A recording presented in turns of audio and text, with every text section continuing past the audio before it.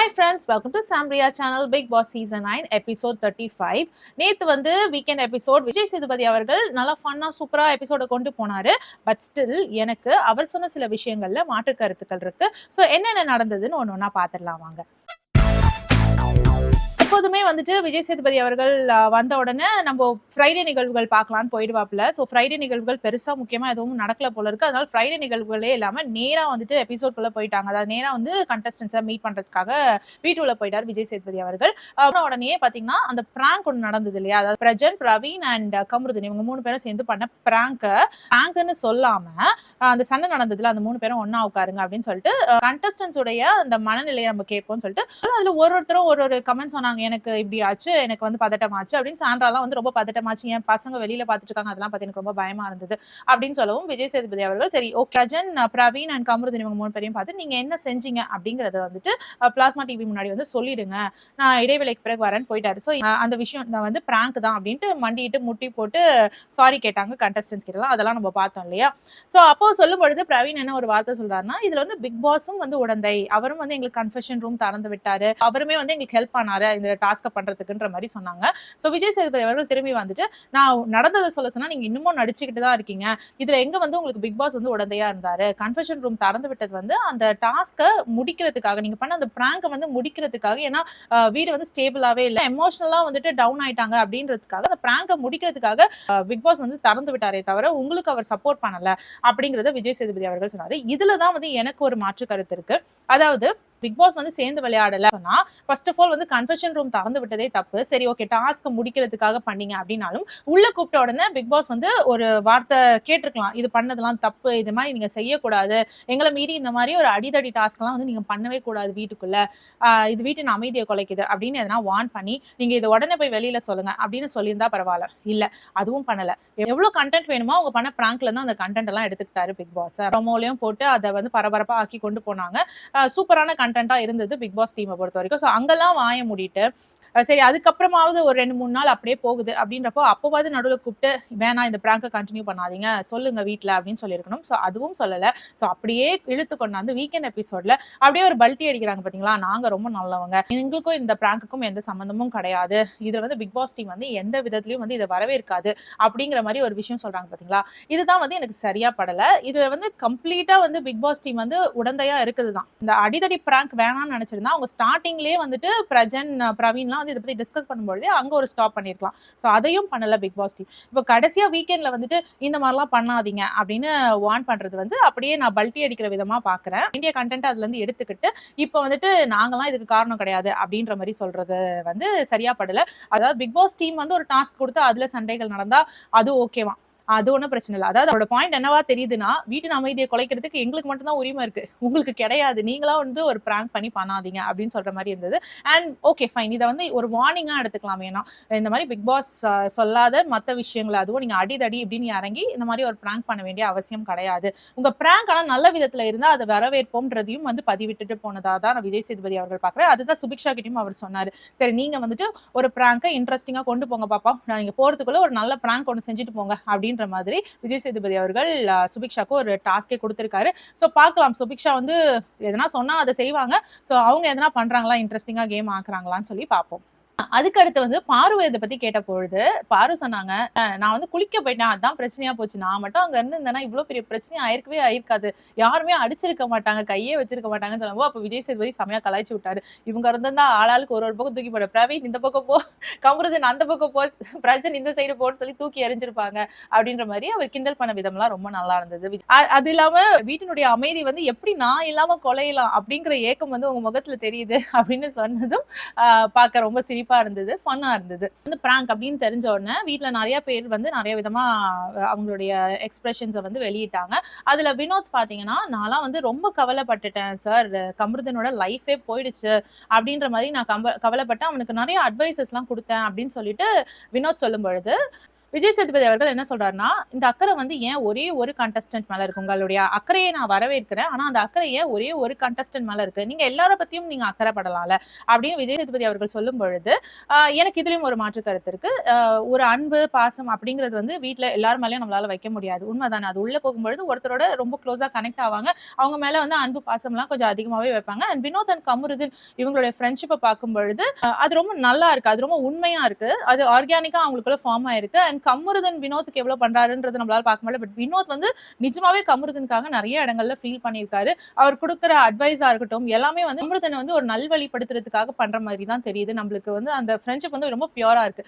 So இந்த இடத்துல வந்து நீங்க எல்லார் மேலயும் அக்கறை வைங்க அப்படின்னு கேட்கும் பொழுது அது எனக்கு சரியா படல. அது எப்படி வைக்கவும் முடியாது. பிராக்டிகலி அது பாசிபிளா அப்படின்னு பார்த்தா இல்ல. அண்ட் இன்னொரு விஷயம் என்னன்னா, வினோத் அவர்கள் வந்து ஏன் கமருதீன் கிட்ட மட்டும் போய் ரொம்ப அட்வைஸ் பண்ணாரு அப்படின்னு பாத்தீங்கன்னா, கமருதீன் தான் எகிரி போய் பிரவீன் அடிச்சிட்டாரு. வினோத்துடைய பார்வையில வந்து கமருதீனுக்கு தான் வந்து அதிக பாதிப்பு இருக்கிறதா அவர் யோசிச்சிருக்கலாம். ஏன்னா ரெட் கார்டு ஒருத்தர் அடிச்சா ரெட் கார்டு கிடைக்கும். சோ அதனால வந்து கமருதீன் கிட்ட கொஞ்சம் அதிகமா அண்ட் மோரோவர் அவரோட ஃப்ரெண்டு கூட ரொம்ப நல்லா க்ளோஸா பேசிட்டு இருக்காங்க. சோ அவர் அங்க கொஞ்சம் உரிமை ஜாஸ்தியா எடுத்து கமருதீனுக்கு அட்வைஸ் பண்ணதை வந்து நான் எந்த விதமாவும் தப்பாவும் சொல்ல மாட்டேன். இதை ஒரு பாயிண்ட் எடுத்து வந்து விஜய் சேதுபதி அவர்கள் எல்லார் மேலயும் அக்கறை வைங்க அப்படின்னு சொன்னது வந்து பிராக்டிகலி நாட் பாசிபிள். அது செய்ய முடியாது அப்படிங்கிறது தான் என்னோட கருத்து. அடுத்து கனி அவர்கள் வந்துட்டு பேச வராங்க. பேச வரும்பொழுது அவங்கள பேச விடாம மூக்குல ஏதோ மாட்டிருக்காங்க, அதை சரி பண்ணிட்டு இருக்காங்க. சோ அதை கிண்டல் பண்ணி உட்காருங்கன்னு சொல்றாங்க. சரி, அதுக்கப்புறம் எழுப்பி அவங்களோட கருத்தை எடுத்து வைக்க ஆரம்பிக்கிறாங்க. கொஞ்சம் பேசுறதுக்குள்ளேயே வந்துட்டு நீங்க ரொம்ப சுகர் ஃபேக்டரி மாதிரி இருக்கீங்க, சுகர் கோட்டிங் ரொம்ப பண்றீங்க, நீங்க ஹனி வந்து கொஞ்சம் இருந்தா பரவாயில்ல, ஹனியை முக்கி நீங்க மருந்தா ஊட்டுறீங்க, மருந்தே தெரியாம போயிடுது அப்படின்னு அவர் கலாய்க்கிற விதம்லாம் வந்துட்டு ஃபன்னா இருந்தாலும், இந்த வாரத்துல கனி அப்படி என்ன விஷயம் பண்ணாங்க அப்படின்னு நம்ம யோசிச்சு பார்த்தா ஒண்ணுமே இல்ல.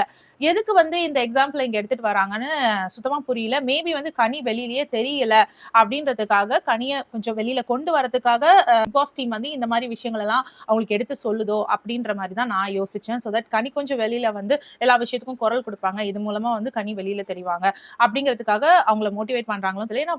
எபிசோட் ஸ்டார்டிங்ல இருந்தே பார்த்துட்டு இருந்தோம்னா கனிக்கு கொஞ்சம் ஸ்பெஷல் அட்டென்ஷன் வந்து டீம் கொடுக்கறத நம்மளால பார்க்க முடியுது.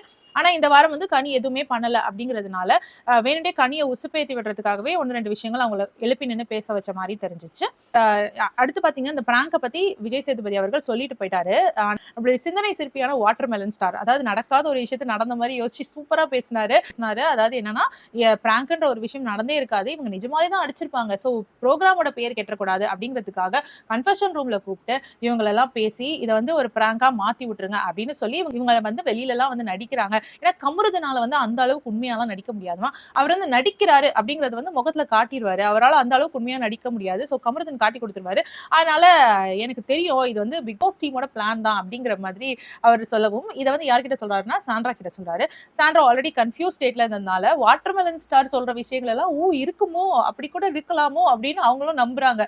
சாண்ட்ரா உங்களெல்லாம் நாங்க வந்து ரொம்ப ஸ்ட்ராங் கண்டஸ்டன்ட் அப்படின்னு நாங்க நினைச்சிட்டு இருக்கோம். இந்த மாதிரி வாட்டர்மெலன் ஸ்டார் பேச்செல்லாம் கேட்டு நீங்க வந்துட்டு இந்த அளவுக்கு யோசிக்காதீங்க. அது வந்து அவசியமே இல்லை. அது பிரேக் முடிஞ்சு விஜய் சேதுபதி அவர்கள் வந்த உடனே அதையும் திரும்பவும் அட்ரஸ் பண்ணாரு. எவ்வளவு பெரிய விஷயம்லாம் கண்டுபிடிக்கிறீங்க வாட்டர்மெலன் ஸ்டார் அப்படின்னு அவரை ரொம்ப கலாய்ச்சி விட்டாரு. அண்ட் சாண்ட்ராவையும் பார்த்து சாரிங்க நாங்க தெரியாம போய் சொல்லிட்டோம், அவர் கரெக்டா கண்டுபிடிச்சு சொல்லிட்டாரு அப்படின்னு சர்க்காசமா வந்துட்டு ஒரு விஷயம் பண்ணது வந்து ரொம்ப ஃபன்னியா இருந்தது. சோ நீங்க வந்து வாட்டர்மெலன் ஸ்டார் சொல்றதே நம்புங்க அப்படின்னு சாண்ட்ராவையும் வந்து கிண்டல் பண்ணி உட்கார வச்சது வந்து சிரிப்பு தான் வந்தது. சுபிக்ஷா வந்து ஒரு பாயிண்ட் எடுத்துட்டு வந்தாங்க. இந்த மாதிரி பிரஜனா அவர்கள் நானும் மனைவியும் ஒன்னா வந்திருந்தாலும் என் ஆட்டமும் மனைவி ஆட்டமும் தனித்தனியா தான் இருக்கும் அப்படின்னு சொல்லிட்டு அவங்களுக்கு எங்கெல்லாம் பிரச்சனையோ அங்கெல்லாம் வந்துட்டு எல்லாரையும் த்ரெட்டன் பண்ற மாதிரி பேசுறாரு. என் மனைவிக்கு ஒரு பிரச்சனைனா சும்மா விட மாட்டேன் அப்படின்ற மாதிரி பேசுறாரு. சோ அது வந்து இவங்க சேர்ந்து விளையாடுற மாதிரி தான் இருக்கு அப்படின்னு சொல்லவும், அதுக்கும் பிரஜனை கூப்பிட்டு ஒரு வார்னிங் மாதிரி விஜய் சேதுபதி அவர்கள் சொல்லிட்டாரு. மனைவியோட சேர்ந்து விளையாட மாட்டேன் அப்படின்னு சொல்லிட்டு தானே உள்ள வந்தீங்க, ஆனா நீங்க இப்போ உள்ள போய் என்ன பண்றீங்க, அவங்களுக்காக நீங்க நிக்கிறீங்க. சாண்ட்ராவையும் எழுப்பி இவர் இப்படி பண்றாருன்ற போது நீங்க சொல்லணும்ல, அது உங்க கேமையும் பாதிக்கும் அவர் கேமையும் பாதிக்கும். சோ தனித்தனியா விளையாடுங்க அப்படிங்கிற ஒரு விஷயத்த சொன்னாரு. அதே மாதிரி பிரஜன் அவர்களை வந்துட்டு தைரியம்ங்கிற ஒரு விஷயம் அது ஆண்மைக்கானது மட்டும் கிடையாது, அது பெண்மைக்கானதும் தான். எல்லா இடத்துலயும் வந்துட்டு ஆண்ற தைரியம் இருந்தா வந்து என்கிட்ட பேச சொல்ல அப்படின்னு சொல்றதெல்லாம் வந்து தவிர்த்துக்கலாம் அப்படின்னு பிரஜனுக்கு கொடுத்த அட்வைஸ் வந்து ரொம்ப நல்ல அட்வைஸா நான் பாக்குறேன். அடுத்து இந்த வைல்ட் கார்டு என்ட்ரிஸ்லாம் வந்திருக்காங்களே அவங்கள பத்தி என்ன நினைக்கிறீங்கன்னு ஒரு கேள்வி கேட்டதுக்கு துஷார் எழுந்து பாத்தீங்கன்னா திவ்யாவை பத்தி சொன்னாங்க. திவ்யா வந்து நிறைய இடத்துல மூஞ்சி திருப்பிட்டு போறாங்க, பேசுறது இல்ல. அவங்க ரூமுக்கே போய் பேசலான்னு ரொம்ப பணிவா கேட்டா கூட வந்துட்டு அவங்க நான் தூங்க போறேன்னு சொல்லிடுறாங்க. அப்புறம் கொஞ்ச நேரம் கழிச்சு பார்த்தா அவங்க வெளியில எங்கேயோ வந்து நிக்கிறாங்க. சோ வேணுட்டே வந்து அவங்க ஸ்பேஸே கொடுக்க மாட்டேங்கிறாங்க பேசுறதுக்கு. அது இல்லாம மைக் போடல அப்படின்னு நான் சும்மா கேட்டதுக்கு நீ மூடுன்ற மாதிரி ஆக்ஷன்ல பண்ணிட்டு போனாங்க. சோ இந்த மாதிரி ரொம்ப ரெஸ்பெக்டே இல்லாம நடத்துறாங்க அப்படின்னு துஷார் அவர்கள் சொன்னாரு திவ்யா அவர்களை பார்த்து. அந்த கமெண்ட் வந்து ஓகேவா இருந்தது. அது உண்மைதான் கூட. திவ்யா நிறைய இடத்துல அப்படிதான் பண்றாங்க. ரொம்ப ரூடா தான் நடந்துக்கிறாங்க. அதுவும் துஷார்னு வரும்பொழுது ரொம்பவே ரூட்னஸ் காட்டுற மாதிரி தான் தெரியுது. அண்ட் சாண்ட்ராவையும் பிரஜனையும் பத்தி ஒரு விஷயம் துஷார் சொன்னாரு.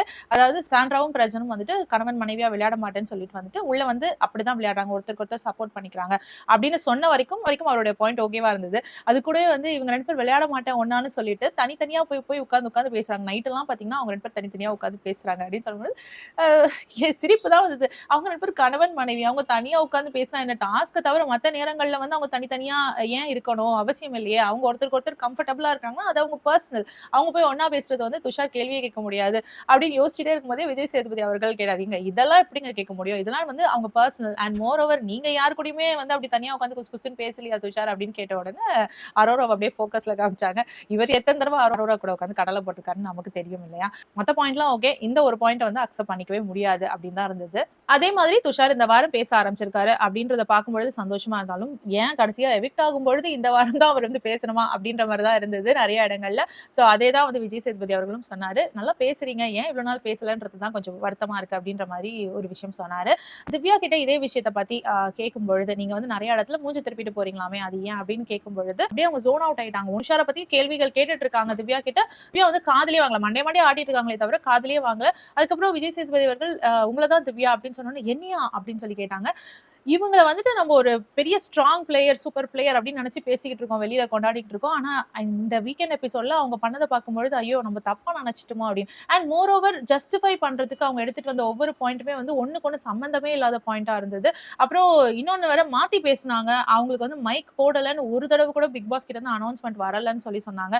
2-3 தடவை அனௌன்ஸ்மெண்ட் வந்தது நம்ம லைவ்ல நிறைய பாத்திருக்கேன் நானு. அது இல்லாம எபிசோட்லயே ஒரு தடவை பார்வதிக்கும் திவ்யாக்கும் ஒரு பெரிய சண்டையே ஆச்சு. நீ மூடுன்னு சொன்னாங்க திவ்யா பார்வதியை பார்த்து. அதுக்கும் பார்வதி பின்னாடியே சண்டைக்கு போய் திவ்யா அதை கண்டுக்காம போனாங்க. சோ அதெல்லாம் நம்ம பார்த்தோம் தானே.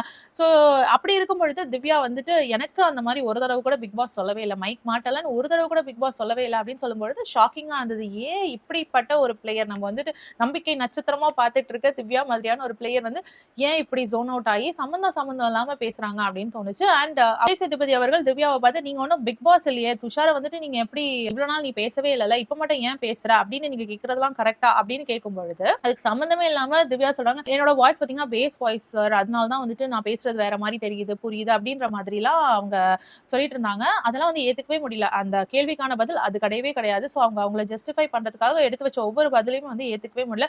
டோட்டலி ஜோன்ட் அவுட்டா இருந்தாங்க திவ்யா அவர்கள். அது ஏன் அப்படின்னு புரியல. சரி பார்க்கலாம், இந்த வாரம் இவ்வளவு சீக்கிரம் நம்ம ஜட்ஜ் பண்ண வேணா, பார்க்கலாம். அண்ட் வைல்ட் கார்டு என்ட்ரிஸ் வந்த பிறகு கேம் ஏதாவது சேஞ்ச் ஆச்சா அப்படின்னு விஜய் சேதுபதி அவர்கள் கேட்டாங்க கேள்வி. அதுக்கு வியானா மட்டும்தான் ஒரு உண்மையான விஷயத்த சொன்ன மாதிரி தோணுச்சு. எஸ், வைல்ட் கார்டு என்ட்ரிஸ் வந்த பிறகு நிறைய மாற்றங்கள் நடந்தது. பார்வதியுடைய பிஹேவியரல் சேஞ்சே நடந்தது. அண்ட் வெளியில் நடந்த நிறைய விஷயங்கள் சொன்னாங்க. ஸோ அதெல்லாம் வந்து எங்களுக்கு ஹெல்ப்ஃபுல்லா இருந்தது. மாற்றங்கள் வந்து நடந்தது அப்படின்ற விஷயத்தை வந்து வியானா ஒத்துக்கிட்டாங்கன்றத வந்து பார்க்க முடிஞ்சிச்சு. Yes, of course wild card entries உள்ள போன பிறகு கண்டிப்பா வந்து கேம் சேஞ்ச் இருந்தது. அண்ட் நம்மளுக்கும் வந்து கொஞ்சம் இன்ட்ரெஸ்டிங்கா பார்க்க ஆரம்பிச்சதே வந்து வைல்ட் கார்டு என்ட்ரிஸ் உள்ள போன பிறகுதான். ஸோ வைல்ட் கார்டு என்ட்ரிஸ் உள்ள போய் ஒண்ணுமே செய்யலாம் அப்படின்னு சொல்ல முடியாது. பட் ஆனா அந்த வைல்ட் கார்டு என்ட்ரிஸை தெரிய வைக்கிறதுக்கு, அதாவது சாண்ட்ரா மாதிரியான ஆட்கள் எல்லாம் தெரிய வைக்கிறதுக்கு அந்த சீக்ரெட் டாஸ்க் தான் வந்து ஹெல்ப்ஃபுல்லா இருந்தது. ஒருவேளை அந்த சீக்ரெட் டாஸ்க் கொடுக்கலன்னா சாண்ட்ரா கூட எப்படிப்பட்ட ஆளு என்ன ஏதுன்னு வந்து நமக்கு தெரிஞ்சிருக்காது. ஸோ அந்த சீக்ரெட் டாஸ்க் மூலமா தான் சாண்ட்ராவுடைய கேம் பிளேவும் வந்து நம்மளுக்கு வெளியே தெரிய ஆரம்பிச்சது. ஜெனரலா பார்வதி வந்து ஒரு விஷயம் சொல்லியிருப்பாங்க. அது வந்து ஒரு சோஷியல் மெசேஜா எடுத்து விஜய் சேதுபதி அவர்கள் சொன்னது வந்து எனக்கு அதுல உடன்பாடு இல்ல. விஜய் சேதுபதி அவர்கள் அது ஒரு சோஷியல் மெசேஜா மக்களுக்கெல்லாம் கன்வே பண்ண வந்தாரு. ஓகே ஃபைன், அதெல்லாம் நல்ல விஷயம் தான். பார்வதி என்ன சொன்னாங்க, இங்க என்ன நடந்திருந்தாலும் அது என்னுடைய ரெஸ்பான்சிபிலிட்டி. நான் வெளியில போய் என் கரன்ஸை நான் எப்படி கன்வின்ஸ் பண்ணணுமோ அதை நான் பாத்துக்கிறேன், அதை பத்தி நீங்க கவலைப்பட வேண்டாம் அப்படின்னு சொன்னதுக்கு விஜய் சேதுபதி அவர்கள் அந்த ஸ்டேட்மெண்ட்டை நான் வரவேற்கிறேன். கரெக்ட், நீங்க என்ன பண்ணீங்கன்றது உங்களுக்கு தெரியும், உங்களுக்கு தெரிஞ்சுதான் நீங்க பண்ணீங்க. ஸோ அதற்கான விளைவுகளை நீங்க தான் சந்திக்கணும். ஸோ உங்களுடைய ஃபேமிலியை வந்துட்டு நீங்க சமாளிச்சுப்பேன் அப்படின்னு சொன்னது வந்து ரொம்ப நல்லா இருந்தது. ஸோ ஒரு நடந்த தப்ப நினைச்சு நீங்க துவண்டு போயிடாதீங்க அப்படின்னு சொல்லிட்டு அவங்களை என்கரேஜ் பண்ணும் விதமா பார்வதி ஒரு விஷயம் பண்ணிட்டு போனாங்க. மோட்டிவேஷனல் ஸ்பீச் எல்லாம் ஓகே தான், அவங்க சொன்ன வார்த்தைகளும் கரெக்ட் தான். ஆனா பார்வதி என்ன மாதிரி சிச்சுவேஷன்ல இந்த ஸ்டேட்மெண்ட் எடுத்து வச்சாங்கன்னு நம்ம யோசிச்சு பார்க்கணும். அது கரெக்டான சிச்சுவேஷன் கிடையாது. ஒருவேளை வைல்ட் கார்டு கண்டஸ்டன்ஸ்லாம் உள்ள வந்து தானாவே வந்து பார்வதி கிட்ட போய் நோண்டி உங்களை பத்தி இப்படி நடக்குது அப்படி நடக்குதுன்னு சொல்லிட்டு வெளியில இப்படி பேசுறாங்க அப்படின்னு சொல்லி அப்போ பார்வதி இந்த மாதிரி ஒரு ஸ்டேட்மெண்ட் சொல்லியிருந்தாங்கன்னா அது வரவேற்கக்கூடிய ஒரு விஷயம். ஆனா பார்வதி இங்க என்ன பண்ணாங்க, ஒவ்வொரு கண்டஸ்டன்ஸ் கிட்டயும் போயிட்டு என்ன நடக்குது ஏது நடக்குதுன்னு எல்லா விஷயத்தையும் வாங்கி தெரிஞ்சுக்கிட்டு அப்போ அந்த டைம்ல வந்துட்டு உங்க அம்மா என்ன நினைப்பாங்க அப்படின்னு திவ்யா சொல்லும் பொழுது அப்போ வந்து எக்ஸாக்ட்லி கரெக்ட், நான் அதை யோசிச்சு தான் கொஞ்சம் வந்து பின்வாங்குறேன், அம்மாவை யோசிச்சு பார்த்து தான் இந்த கேம் வந்துட்டு நான் வந்து வேற மாதிரி விளையாடுறேன் அப்படி இப்படின்னு சொல்லிட்டு கொஞ்சம் நேரம் கழிச்சு அதே மோட்ல தான் பார்வதி இருக்காங்கன்னு நினைச்சு திவ்யா வந்து ஒரு வார்த்தை சாப்பிட்டு அதை நினைச்சு யோசிச்சுட்டு இருக்காதீங்க சாப்பிட வாங்க அப்படின்னு கூப்பிடும் பொழுது இந்த ஸ்டேட்மெண்ட்டை திவ்யா கிட்ட சொன்னாங்க பார்வதி. அதாவது இவங்களா போய் ஒரு விஷயத்தை கறந்து வாங்கிக்கிட்டு அதை பத்தி நல்லா யோசிச்சு ப்ராசஸ் பண்ணிட்டு இதுக்கு மேல நீங்க என்ன பத்தி பேசாதீங்க, எங்க அம்மா என்ன நினைப்பாங்க நான் பாத்துக்கிறேன் அப்படின்னு வந்து அவங்க சொன்னது வந்து அந்த ஸ்டேட்மெண்ட் அந்த இடத்துல கரெக்டான ஸ்டேட்மெண்ட் கிடையாது. அதை ஒரு சோஷியல் மெசேஜா எடுத்து விஜய் சேதுபதி அவர்கள் கன்வே பண்ணது வந்து எனக்கு அவ்வளவு விருப்பம் இல்லை. ஓகே கன்வே பண்ணிருக்கலாம், பட் பார்வதி பண்ண தப்புகளையும் வந்துட்டு என்ன ஏதுன்னு கேட்டுட்டு அதுல இருந்து ஓகே இதெல்லாம் நீங்க சொன்னீங்கனாலும் கடைசியா இந்த மாதிரி ஒரு ஸ்டேட்மெண்ட் சொன்னீங்க பாத்தீங்களா, அதை நான் வரவேற்கிறேன் அப்படின்னு சொல்லியிருந்தா கூட மனசாரி இருக்கும். இப்போ வெளியில இருந்து உள்ள போய் சொன்ன அந்த கண்டஸ்டன்ஸ் மனசுலாம் எப்படி இருக்கும், இதை நாங்களா பண்ணலையா, அவங்க தான் நோண்டி நோண்டி எங்களை கேட்டாங்க, அவங்களுக்கு அட்வைஸ் கொடுத்தோம், கடைசியில அந்த பழிய தூக்கி எங்க மேலேயே போட்டாங்களேன்னு தானே அவங்களுக்கு ஃபீல் ஆகும் அப்படின்னு தான் நான் நினைச்சேன். சோ இதை வந்து தவிர்த்திருக்கலாம் விஜய் சேதுபதி அவர்கள் அப்படின்னு தோணுச்சு. ஒரு பார்வதி இப்படி பாராட்டினதுக்கு இன்னொரு விதமா நம்ம யோசிச்சு பார்த்தோம்னா பார்வதி போன வாரம் ஃபுல்லாமே ரொம்ப அமைதியாயிட்டாங்க, ரொம்ப சண்டை போடல, சோ கண்டென்ட்டே இல்லாம போயிடுச்சு, ப்ரொமோஸே வந்து ரொம்ப தேடி தேடி தான் போட்டிருந்திருக்காங்க. சோ மேபி ஒருவேளை பார்வதி வந்து திரும்பியும் நீங்க வந்து கேம்ல இறங்கி விளையாடுங்க அப்படின்னு சொல்றதுக்காக வந்து பிபி டீம் வந்து அவங்களை என்கரேஜ் பண்றாங்களோ என்னமோ தெரியல. இதே விஷயத்த நினைச்சிட்டு அப்படியே வந்து ஒண்ணுமே சண்டை போடாம வாய்ஸ் அவுட் பண்ணாம அப்படியே அமைதியா நான் நல்ல பொண்ணா இருக்கிறேன்னு போயிட்டாங்கன்னா பார்வதி உங்களுக்கு கண்டென்ட்டே கிடைக்காம போயிடும். சோ அதுக்காக தான் வந்து நீங்க இந்த விஷயத்தெல்லாம் தூக்கி போடுங்க, மறந்துடுங்க, திரும்பி ஃப்ரெஷ்ஷா கேம் ஆரம்பிங்க அப்படின்னு மோட்டிவேட் பண்ண மாதிரி தான் எனக்கு தோணுச்சு. அப்புறம் இன்னொரு விஷயத்தையும் நம்மளால பார்க்க முடிஞ்சது, பார்வதிக்கு நேற்று வந்து நிறைய கிளாப்ஸ் எல்லாம் கிடைச்சது ஆடியன்ஸ் மத்தியில இருந்து அப்படிலாம் பார்க்கும்போது பார்வதிக்கும் அது ரொம்ப பெருமையா இருந்தது. அண்ட் பெஸ்ட் பெர்ஃபார்மர் வர வாங்கிட்டாங்க. சோ கண்டிப்பா வந்து அந்த சந்தோஷம் அவங்களுக்கு இருந்ததை நம்மளால பார்க்க முடிஞ்சிச்சு. கமருதன் கிட்ட போயிட்டு இந்த பிராங்க் விஷயத்தை வந்து அவர் ரிவீல் பண்ண பிறகு கமருதன் கிட்ட போய் பார்வதி கேட்கிறாங்க, சோ அது பிராங்க்னா இப்போ நம்ம விஷயத்த நீ எப்போ பிராங்க்னு சொல்ல போற அப்படின்ற மாதிரி கேட்கறாங்க. அதாவது வந்து இவங்க லவ் பண்ணலையா, இவங்க ஃப்ரெண்டா தான் இருக்காங்களாம், ஆனா கமருதன் வந்து லவ் பண்றதுன்னு சொன்னது வந்து பிராங்க்னு எப்போ சொல்ல போற அப்படின்னு கேட்டுட்டு இருக்காங்களாம். இவங்களுக்கு வந்து கமருதன் மேல லவ் மாதிரி எந்த இன்டென்ஷனும் கிடையாதான் அப்படின்னு சொல்றாங்க. ஆனா வந்துட்டு இவங்க இன்னும் உள்ள லவ் ட்ராக் ஓட்டிக்கிட்டு இருக்காங்க. சோ இந்த கேள்வி எப்படி இருக்குன்னா வந்துட்டு அமிர்தனையும் வந்து என்கரேஜ் பண்ற மாதிரி இருக்கு, நீ நிறுத்திடாத, நீ நம்ம ஃப்ரெண்ட்ஸ் ஒன்லயே இருப்போம் அப்படின்னு இவங்களே சொல்லுவாங்க. அப்புறம் போயிட்டு நீ என்ன லவ் பண்றேன்னு சொன்னியா அது பொய்யா அப்படின்னு கேட்கும்பொழுது கமருதன் திரும்பவும் நெருங்க தான் ஆரம்பிப்பாரு. சோ நெருங்குனா திரும்பி நீங்க வேற எதனா பிரச்சனை பண்றதுக்கா, எதுக்கு இதெல்லாம் தேவையில்லாதது. அப்ப கமருதனும் சொல்லிட்டு போயிடுறாரு, ஐயோ அதெல்லாம் பிராங்க் இல்ல, நான் உன்கிட்ட நிஜமா தாண்டி விளையாடுற செல்லக்குட்டிங்கிற மாதிரி கண்ணத்தை தட்டிட்டு போயிடுறாரு. உடனே ஒரே வெக்கப்பட்டது எல்லாம் பாக்குறதுக்கு வந்து ஓகே என்னமோ ட்ரை பண்றாங்க அப்படின்ற மாதிரி இருந்தது. சோ கடைசியா பார்வதி என்ன பண்ணாங்கன்னா கேமரா முன்னாடி போய் அவங்க அம்மா கிட்ட பேசின விதம் வந்து பாத்தீங்கன்னா கொஞ்சம் டச்சிங்கா தான் இருந்தது பாக்குறதுக்கு. சோ பார்வதி வந்து அவங்க கேம் பிளேவை மாத்தி விளையாட ட்ரை பண்ணுவாங்க, ரொம்ப கத்தாம இது பண்ணாம சாஃப்டான கேர்லா தன்னை இந்த வாரம் காட்டிக்க நினைப்பாங்க. பட் ஸ்டில் அவங்களோட ஒரிஜினல் கேரக்டர் அவங்களை அந்த மாதிரி காட்டிக்க விடுமா விடாதான்றது வந்து நம்ம பொறுத்திருந்து தான் பார்க்கணும். அடுத்து பாத்தீங்கன்னா துஷாரோட எவிக்ஷன், அதுல ரொம்ப ஷாக் ஆனது யார் அப்படின்னு பாத்தீங்கன்னா அரோரா தான்.